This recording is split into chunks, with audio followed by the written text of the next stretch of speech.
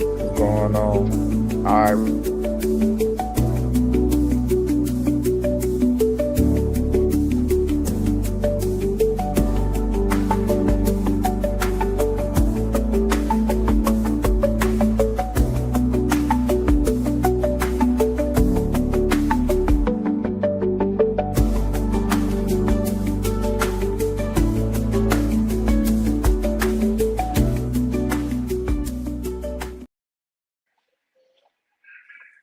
All right, man. We got a very special guest here today on the Bazz And Bingo. Introduce yourself for everybody. Man, Blake Pennick, state champion, There, Gulfport. there you go. There you go. There you go, man. Coach, man. Congratulations again, man. Yeah, you and the coaching staff and the players did an excellent job all season. Uh, This is my first time actually talking to you since you've been on a championship tour, look like. And Yeah, man, it's been fun to watch you, man. So how's that been for you? it's been good. It's been tiring. Obviously, right after the game, I had a day, and then I had to go up to the Missile game. And anybody that's ever done that, any coaches have done that, that's a taxing a time. There's not a lot of Right. downtime there. And so then obviously we get done with the game on Saturday. I finally get home, and I'm just kind of obviously after that, everybody put everything on pause till I got back. And so did the city council thing, did the county thing, did the mayor thing, and I've taken the golden ball everywhere and all that stuff. So it's been good. It's an exciting time, man, in Gulfport, and it's so exciting to see our city and how fired up they are about the football team and our championship and the whole thing. I mean, obviously everybody loves a winner, but just to see how big the city is and to see it really feel like it's small at that point because I mean everybody you walk around town is going to stop you and say congratulations and all those things. Man, that's a great feeling, man, to be a champion. Man, you had made a comment about you said it was a lot of t tears, sweat and tears, brought this team to that moment, man. Oh, yeah. Kind of just roughly talk about, sum it up, how the season went for you guys to get to that point. Well, I mean, obviously, I mean, I felt like coming into year three, our first year here, we had a lot of ups and downs. You're trying to get your culture set and do all those things. You had a ton of seniors, so those guys are kind of set, in the ways that they had, and then last year I thought we made a lot of strides with that stuff, man, and just didn't have kind of that next level guy. You always have to kind of have that, and you ran into a good team in Pedal and lost right there at the last second in the playoffs, and just couldn't quite get over the hump. Still kind of battling all those demons, and so Exactly you're what getting they were. yeah. I mean, you're battling those demons, and like that's what I told people kind of as the season going into the third year is like, man, I've really never ever had issues in the first round of the playoffs. Like I've been pretty good in those games, and I felt like I was wearing it myself with since I came to Gulfport at that point. And so at the end of the day, at that point you feel like year three is when you're going to make the move. And I was really excited about our team going into spring ball, coming out of spring ball, really coming out of summer and everything else, and to kind of put it lightly, not to take anything away, but you go and lay an egg, against Pickett. And we didn't play well on defense. And, you know, now that I mean, I think everybody kind of felt I was, just talking. But I felt like we were really, really good on defense. We were going to be really good on defense. And to play the way we played was extremely disappointing to me. And so, at that point, you kind of have a little, we had a bye week right after that, right? And so it was tough. That was a hard week on the players, hard week on the coaches, and then went to Laurel and played about as bad as you can play on offense, but played great on defense, Yeah. and came out away with that one. And so you're still kind of battling, you're still looking, right, and then kind of looking for some things to make sure Parker Nettles, got comfortable and kind of in the new system and 7A football and all that. And so then I felt like going into the Pedal game, who Pedal's a pretty dang good team, and I felt like we played well enough to win the game, but Mhm. didn't make any plays to win the game. if that makes sense. Right, it makes sense. You Makes know, sense. and and sitting there 1-2, losing two games on the last play, Oh of the God. game, you're 4 points away from being undefeated, man. When you look back at it, and so two plays really away from being undefeated, and but man, it took a gut check, right? And so we kind of, I took a gut check of myself and our staff, and I was committed to what we were doing, on offense and defense. I didn't want to change anything, but something had to be done, and so we had I think a lot of something that's been chronicled in the Sun Herald and some different things is that kind of we had this little, they call it "come to Jesus," whatever you want to call that, but it wasn't like a chewing out session of any kind. It was more about, like, you get into 7A football, man, and this stuff is a big deal, man, and a lot of people care about it. You got guys that are worried about getting recruited and wins and losses and doing all these things. I just Right. kind of boiled it down to why do you play this game, and Mm, meaning, like, what get you ultimately, I tell our kids all the time, is like, football sucks. you know you play and you practice 15 times, 20 times more than you play. And I think I counted it up, during South State. I think it was like 100 practices, and we're going to play 14 ball games. that's You how it know, goes. it, That's how it's it goes. crazy. And so, there, the heat and the workouts and then hitting all the time and all those things. There's got to be a reason that drives you, and Right. what is that? What brings you joy in playing this game? And so we had our guys kind of write that down and put it in a piece of paper and do the whole thing. And our strength coach Brandon Barna made a list for me, and kind of before every game, we would talk to them about it. We'd have meetings and stuff. We'd pull them aside and have those little things, and then I'd read them out in front of the team right before we went out, for every game and for every halftime. And so, just as a reminder of why we do this, and it's a reminder of myself, reminder of my coaches. So that's a long-winded answer about that, but to No, me, it was one of probably the single biggest things, in our program, to have those reminders for the drive of that motivation. absolutely. So, y'all did an excellent job. Y'all dominated most of the playoffs. Yep. I honestly never really saw in the 7A classification. You kind of see it in the lower classification where people just dominate through the Mm-hmm. playoffs. Yep. I've been in Gulfport most of my life. I would say 1999 team, they were pretty dominant, but they didn't finish the job. But that was, and to be honest with you, that Tupelo game shouldn't have been as close. If you're a real football, junkie, Yep. that game really, it's a couple plays we left on the field. But Yep. I mean, I still wouldn't trade for the ending of it or whatever.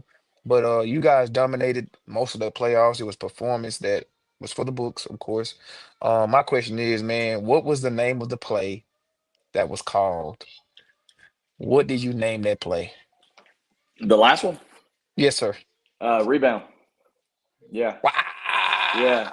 Rebound. Okay. Yeah. No, that play has been called rebound for 15 years. Yeah, I mean, Yeah. it's yeah. We have ended Thursday practice with that play for, shoot, as long as I've been an offensive coordinator, so 2012. Yeah. Hmm. Yes. I mean, we practiced that one, and the play before that one was it's called disco, stands for deep out. And so, I mean, we have practiced those two plays for the last really long time. Yeah. Man, Marlon Stubbs just texted me. I was gonna bring him on tonight. He Uh-huh. just literally texted me while you were saying that. That's crazy. Um, Yep. yeah, coach. That play, I think if Marlon doesn't catch it, I think Cam catches it. Like Yeah, Cam's there I too. And I'm right so, in the end zone. I'm losing my mind when it happened to yeah. coach. So it was Well, crazy. so the benefit of things is we're gonna just go ahead. We hit the deep out, and we're gonna just go ahead and run the play. I mean, because the kids knew it. We don't even really have to call it.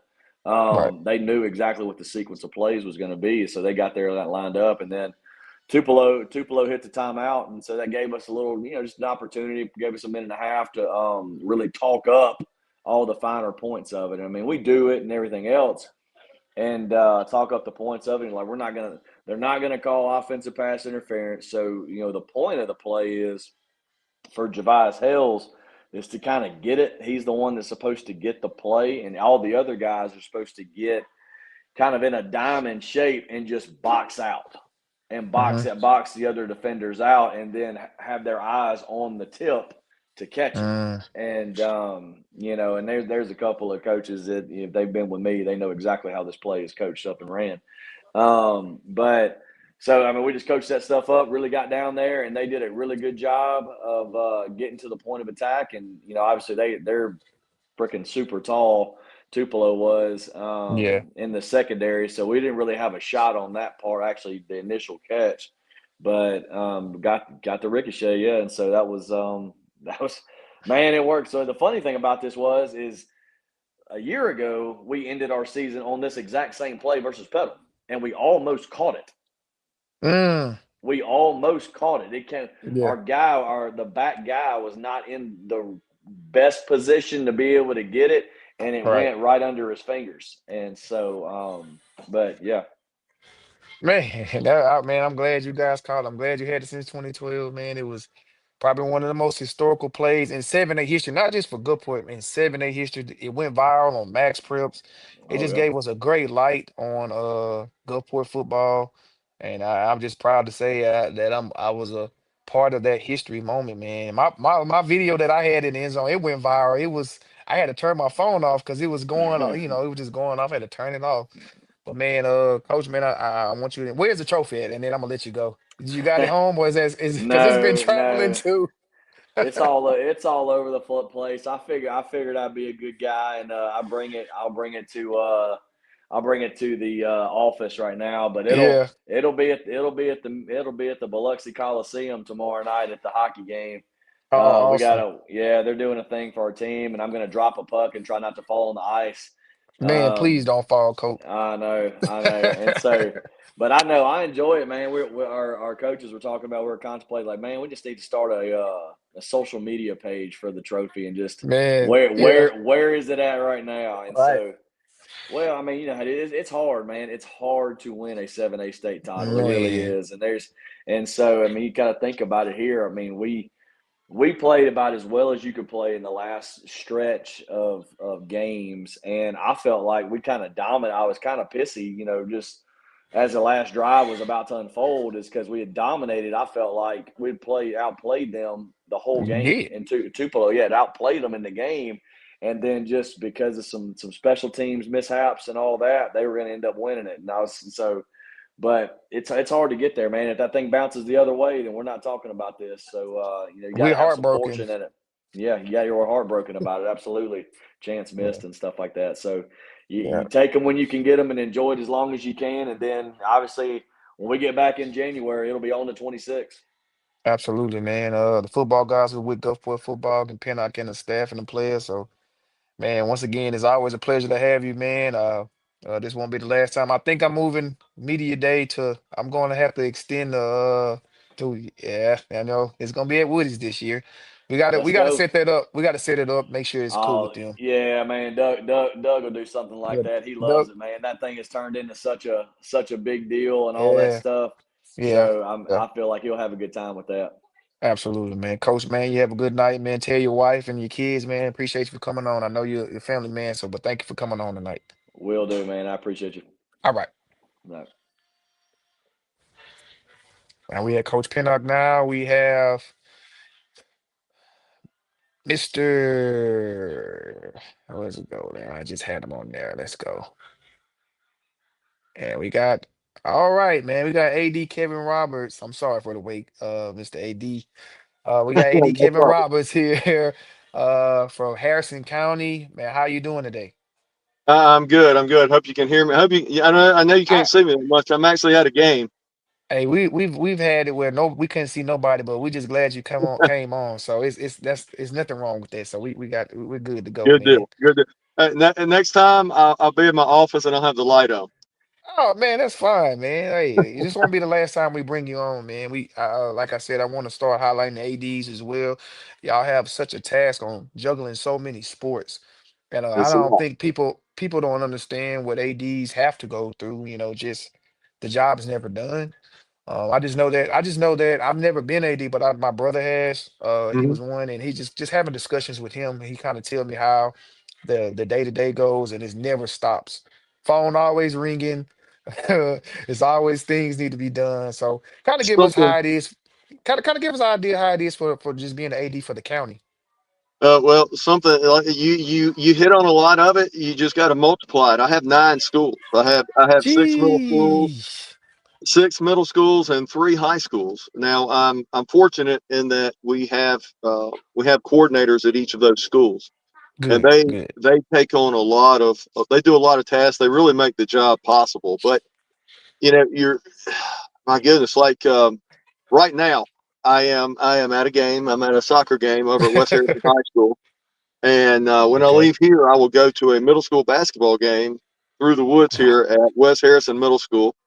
And Wow. after that, I'm going to Harrison Central High School. They have basketball game going up there. We also have the North team practicing for the Bernard Blackwell All My Star game this gosh. weekend on campus. And we'll get those money boxes, get them back so they can be counted and put in, and the funds used to keep running the thing.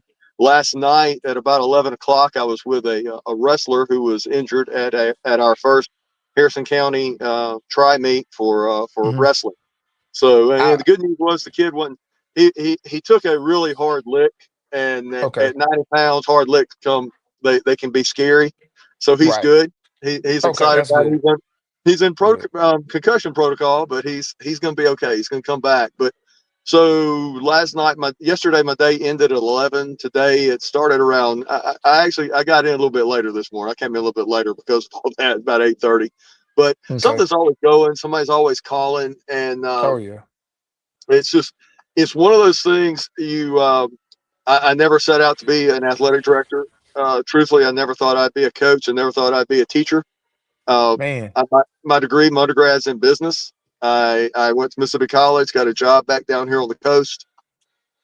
Ran into high school girlfriend who had just broken up with her 3.5 year boyfriend, and next thing you know, we're engaged. Someone talked us into getting our alternate route certifications for teaching. There was a Uh. recession. The athletic director at the time in Harrison County was one of my position coaches, and he got me a spot coaching down at North Gulfport. Uh, Hmm. the next year, I was actually at Gulfport High for 2 years, coaching ninth grade with Ricky Floyd. And then Ronnie Cuevas came back to the coast from Starkville. I got back to Harrison Central then, Hmm. coached there, coached at D'Iberville, got into school administration, and thought I was done with coaching. Thought I'd packed up Coach Roberts. Yeah. And new admin, the AD before me retired. I had a lot of coaches calling me up. I'm like, guys, I appreciate it. That's very flattering, Hmm. but I think Coach Roberts has done, and I was praying about it. I was praying about it a lot, and no one believes this, but I promise you, every morning I would wake up and the cats had dug under my bed, dug my coaching shirts out of the bag, and first Wow. thing I would wake up, my feet would hit those coaching shirts. I was like, well, God, all right, I'm gonna go interview for it, and they told me they said it's not a 9 to 5 job, it's a 24/7 job, and that was the most Oh yeah. honest thing that they said. So But it it's just kept going. But I would be at game. I would be at a lot of games anyway, so it doesn't really bother me. My kids are going hmm into coaching. My wife's a cheerleading coach. That's just the family that we are. We're an athletic right. family. We go, so it Hmm. doesn't. A lot of it doesn't seem like work. So the main thing, though, if I had to highlight one thing, you got to look for a way to highlight your program so that you can push your kids. Because I'm a firm believer that athletics push academics. 7% on average of kids are going to go to play somewhere in the NCAA system, Division One, Hmm. two, or three. Um, that means 93% of them are not. 93% are going to finish in high school, Hmm. and but they're going to be citizens. They're going to be workers. They're going to be something. They're going to go to college or they're going to go to the workforce, and they can still learn something through athletics. They can enjoy their time in athletics. That athletics can maybe draw them to school and make them achieve a little bit better and give them a little bit more incentive to come there and better themselves. And so I think a big job being an athletic director, you want to make your programs attractive enough that kids want to come to school who might not have otherwise wanted to come to school. And then you have the other kids, I was listening to you interviewing Coach Pinnock, and he made a really good point about 7A football. It's very serious. So a lot of these kids are looking Very. to move on. So you have to also, while you're helping these kids who aren't going to move forward, you have to have something there that's helping your kids who have the opportunity to be part of that 7% Mm. to move forward. And so it's a balancing act with that. But you mainly you look for good people, you look for people that love kids, care for kids. Might not always be nice to kids, but there to push kids, make them better. And if you get good people in there and you provide them a system where they can get better, usually good things happen. And we're trying to build that in the county right now, but it's a task. Absolutely, coach, man. I love that overview. It sounds like that's your mission, and it's very clear. You know the 7% is gonna get a chance to play in NCAA, but what about the other 93? You just not using those kids just for the athletics. You actually sound like you want your coaches to prepare them outside of sports, which is excellent because we all know the game stops for everybody. Whether At some you point, play, that's at right. some point it stops. Now you can extend your career by coaching. I think that's what most of us done. Hmm. Even though that wasn't the number one thing you wanted to do, which is kind of crazy. That was one of my questions. Like, what made you want to go to AD? And then you gave me you answered one of my I questions, went which ahead and gave was it to you. wonderful. Well, Yeah, you gave it to me, man. you That's good. you hit on a That's point that somebody, my I'm in my second year here, and during my first year, I knew all the stats, and I would tell principals, I would tell public groups, I would tell anybody, parents, you know, 93% of these kids are not going to make a living in athletics. It's matter of fact, when you're talking about NFL, I want to say I worked it out one time. It's it's 0. 0.17%. Yeah, it's very low. There's 1,600 jobs, give or take a few, with injured reserve and practice teams, but you got 32 teams and a 53-man roster, and then what they all get 10 to 15 practice guys. So do the Hmm. math on that. There's not many paid jobs in the NFL. There's Not even very less many. in the NBA, and then there's minor leagues and stuff like that. But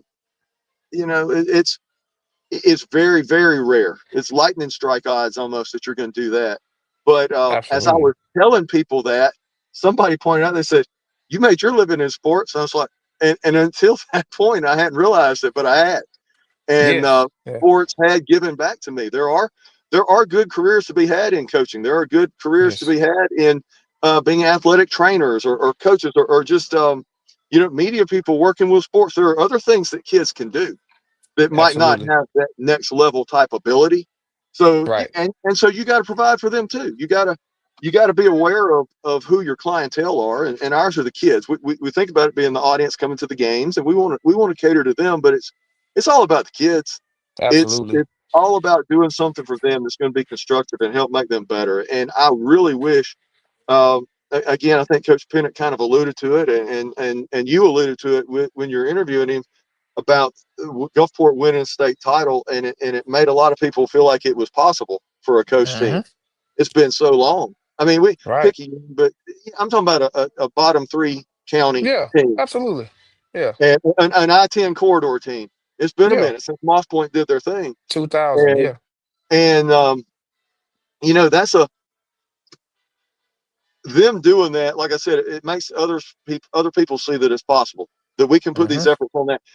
How much better would the world be if every stadium, every gym, every wherever high school kids were competing, middle school kids were competing, was packed out with fans? Mm. There'd be a I whole would lot love to less see folks that. out Oh there my getting in gosh. trouble. It was just, we hosted the Hoops Fest last year, and my dad's a sports junkie. Like I said, that's just kind of the family I came from. And he was sitting up there on the stage. It was up at Harrison Central, Uh-huh. and you I could was see there. kids. Yeah, you can see the kids up in the bleachers. Kids always sit up at the top. I'm not going to say Hmm. why, but they just do. Yeah. Yeah. Yeah. And they're getting away from their parents. And I said, you know what the best thing about this is? And what I said, the worst trouble those boys up there can get into right now is talking to the wrong girl. Yeah. That's it. That's And it. they'll get over that. They'll learn a Yeah. lesson, or they won't, and they'll move on. But They they're need going to to get learn back. and listen. They need They to do. they They need to need feel to. that though. Yeah. But I just really wish we could get more people bought in. And when teams like Go For It had the success that they did, more people Hmm. buy in. I've had, as Harrison Central girls been very successful this year in basketball. 12-0. And They're we've twelve had, and 0 now. Mhm. they are, man, they are a buzzsaw. Um, I told the coach the other day, I have a little list that, I'm that, I was not as a player as I became a coach. I became that guy who I was the corny guy. I would buy into the, I'm that guy that can just get motivated over things. And I ordered this set of cards, and it was the lesson of the day was basically stay hungry and stay humble. And then it would isolate different parts of that, what it meant to stay hungry, how you have to do that, what are the little things, what does that look like? Stay humble, same thing. And I forwarded that to Coach Rushing and Harrison Central because this is the team message for y'all this year.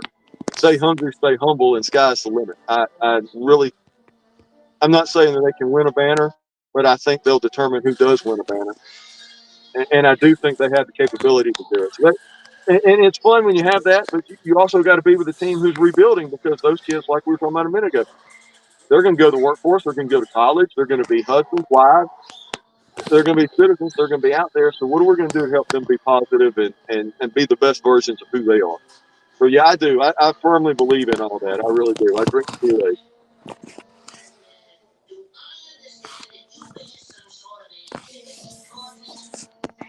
Hold on, I'm having a little trouble.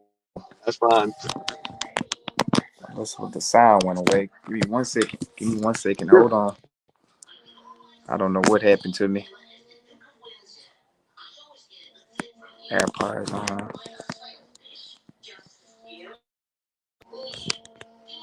I'm having a little trouble right now. Uh, Take your time, man. there we go. There we go. Can you hear me? I can. Where'd you lose me? I don't know where I lost you. He was talking about. We was talking. Look, it just somebody called my phone and knocked me off. And I understand. normally I have my phone off, but I'm pretty sure the live got it. But I'm just have to Sure. go back and put it on the live. But it knocked me off. But it didn't knock you off. It I kept you got you. going. Yeah. I feel you on that, man. For the 9 years I was out of athletics, I was part of that time I was at D'Iberville High School. Then I was principal at Wool Market and assistant principal at Three Rivers Elementary. But I was the play-by-play guy at D'Iberville. I guess that's where I was getting my sports fix. And Yeah. we would usually broadcast the game over Facebook Live. And I would have people calling my phone all the time. I'm like, y'all know I can't answer this. So what are you Right. doing? Right. that that or we would get to Ocean Springs where they have the game DJ, and they would play their music so loud that Facebook would kick us off because they would say it's a copyright infringement. So then we'd have to get back up. So I understand it. But I Yeah. want to throw in. I was thinking about this a minute ago. Like, I really appreciate you doing what you're doing. There's guys Absolutely. like you, Hot Willie Pepper. I love how he covers middle school sports. I don't know Yes. if you've seen his stuff. He does a great job He covering does. middle school sports. He And does. there are, yeah, going back to what I was saying about high school and middle school sports being important and making it important to the kids. People like you, people like Willie, that goes so far towards that. Curtis Rockwell with South Mississippi Six. Yes. It goes so far. This new media that's out there covering sports, I think it's great. So I really, like I said, if anything I can do to help y'all out with this, let me know. I really appreciate you having me on. You want access to my coaches, I'll get them to you. Man, But I really do appreciate it because, like I said, anything we can do to build these kids up. This ain't about Kevin Roberts, I promise you. It's about oh it's about no. my it's And about my 9 programs. yeah, and I don't even take it like that. It's just kind of like some people may not even know who Kevin Roberts, what he actually does, and like you kind of gave us a brief description on what you do. Like I Hmm. do highlight you as well because you do deserve to have a light shed on you as well. Ads Well, I make appreciate it. go, so don't limit yourself now. No, I can't let you do that. Not on my show at least.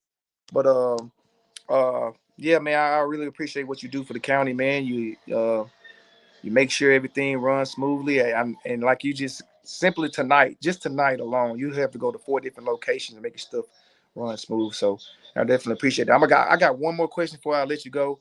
Yeah, Um, you have the Harrison Central football head coaching job is open. it is. What when do you guys plan on start doing interviews if y'all haven't already? We, And we what are yeah, we you? have not. It is still open. So there's some coaches out there that want to apply. Send those applications in. We are right now. We're looking to start interviewing right after Christmas. Okay. Um, and uh, Harrison Central's a unique place. They'll have good years and they'll have bad years, and then And they just ebb and flow and up and down. And it seems like every time the school starts to get a break, something happens. I told you when I first went up there with Coach Cuevas, the Right. Gulfport guy, and actually that was when I left Gulfport High going there. That was when you were. I don't remember if you had just graduated or not. I was. Let's I see. I was there in I 02, 03, and 03, 04. When did you graduate? '04 I graduated. I think you just got there when I was leaving. I want to say I was. my I think I last was there your last 2 years. yeah, I yes. think you were a senior there. I think you and me both graduated the same year, basically. I got you. Got Um, got but you. I was really expecting because I had talked to Coach D'Angelo. I was really thinking I would probably get my high school spot down there Yeah. because so many of those guys had worked with Ronnie Cuevas for so long. Everybody's just kind of expecting one or two of them are going to head up to Lyman. None of them did. Gulfport has some good teams coming up. We were fortunate. We played for the ninth grade championship every year I was there with Coach Floyd. Yeah. Um, and so anyway, so I just called Ronnie up and interviewed with him and went up there and I think we won 3 games the first year, but we had a lot of young talent coming back, and so we were ready for that next year. Well, that next year happened to be '05. We went over and we beat the Iberville at Warrior Stadium, and Yeah. the next weekend Katrina hits, and 6 starters are gone. Um, we're running the wing T. We lost all 3 running backs, Yikes. and we went from wing T to spread offense in a week. Well, I guess it was about 3 weeks before we got back on the field. But Yeah. it was, and so it was a rebuild again all after that. And then we get to a point we were third in district with a last second. We were down 21 points at George County. We came back, went to overtime. This was when they had Billy Joe. And I Yeah. mean, if people don't remember Billy Joe, my God, that kid could Monster. play. He, Monster. he, the only time I was nervous in that whole comeback, Yeah. we scored to tie the game with 2 minutes left. And I was nervous then because I'm like, we spent the first half not being able to contain him. We've gotten lucky, I think, in the second half. I don't know how we're going to hold him in the last 2 minutes. Right. And he, the reason we won, we stopped him on fourth and 6 inches. He ran a sweep. Linebacker pushed him out of bounds right at the cone, and he was mad. He took himself out of the game, and they were out of timeout, so they couldn't. He took himself out. He couldn't come back in. And so they tried a quarterback sneak, and we pinch bobbed everything, and just we low crawled. And that's back when you had Wes Ray playing. He was an offensive player usually, but we put him in nose on that play. And I had a linebacker that went to college and played, and we ran a little twist with that, and so we stopped him. And we got that got us into the playoffs that year. The next year we were second in the district with I think 9-2.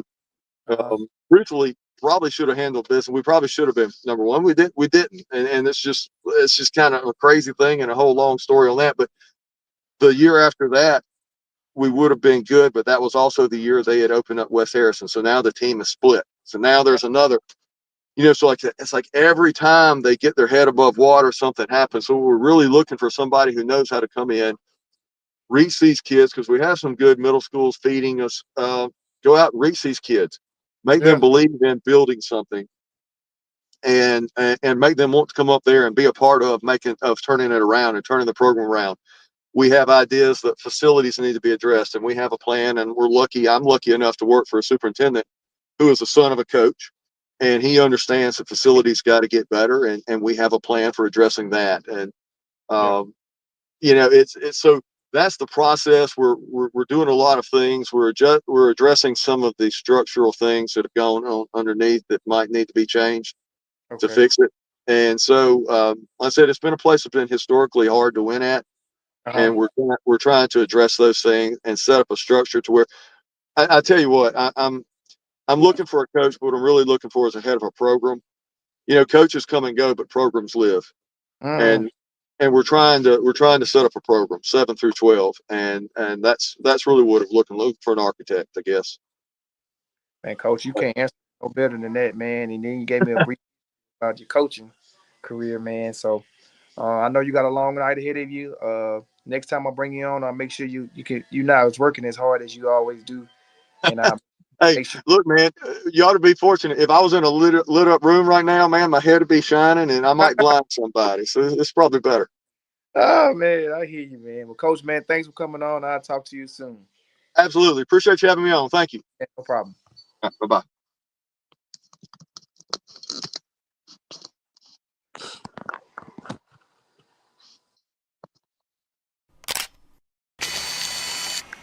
Seneca Hampton, where you at?